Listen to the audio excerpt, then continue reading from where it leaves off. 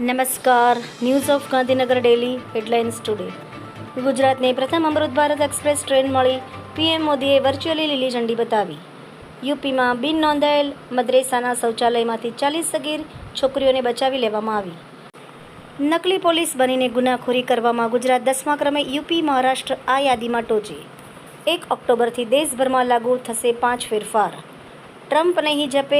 લેપટોપથી માંડી ટૂથબ્રશ સુધી જાણો કયા સેક્ટર પર નવા ટેરિફ ઝીકવાની તૈયારી. તંત્રી સ્થાનેથી H1B વિઝા ફીમાં વધારો, રેમિટેન્સમાં ઘટાડો, રૂપિયા પર દબાણ. સંરક્ષણ મંત્રી રાજનાથ સિંહે ભારતના સુપ્રસિદ્ધ લડાયક વિમાન MiG-21ને શ્રદ્ધાંજલિ આપી. 1971ના યુદ્ધથી કારગિલ સંઘર્ષ સુધી, બાલાકોટ હવાઈ હુમલાથી લઈને ઓપરેશન સિંદૂર સુધી MiG-21એ મુખ્ય ભૂમિકા ભજવી છે. હાથકડી લગાવી, ભોજન અને દવાઓનો ઇનકાર.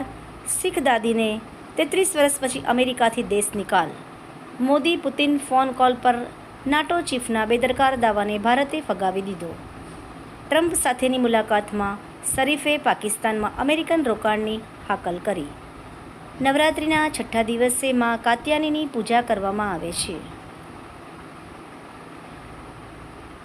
એનોજી સાહિત્ય સરિતા ગ્રુપ વિષય માના નોરતા નવરાત્રિ પર સર્જકોની ખૂબ જ સુંદર વિવિધ સ્વરચિત રચનાઓ. આ ઉપરાંત આગળ મુખ્ય સમાચારમાં જોઈએ તો અનુસૂચિત જાતિના વિદ્યાર્થીઓ માટે કમર્શિયલ પાયલટ તાલીમ લોન યોજનાએ સપનાઓને આપી નવી ઉડાન. તાલીમાર્થીઓને આપવામાં આવે છે 25 લાખ સુધીની લોન. મુખ્યમંત્રી શ્રીના હસ્તે રાજ્યની 8 મહાનગરપાલિકા તેમજ 16 નગરપાલિકાને નિર્મળ ગુજરાત એવોર્ડ્સ એનાયત. નિયંત્રણ સામે નવો ઉપાય. મંડલી ગરબાના તાલે મદ્રાસ સુધી ખેલૈયાઓ ઝૂમી રહ્યા છે.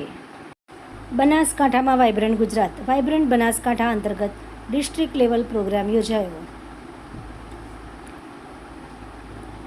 ગુજરાતમાં 90 દિવસ ચાલશે સ્વદેશી આત્મનિર્ભર ભારત સંકલ્પ અભિયાન. વાહન ચાલકોને લાંબો ફેરો ફરવો પડશે. દહેગામ અમદાવાદ હાઈવે 3 મહિના માટે બંધ કરાયો.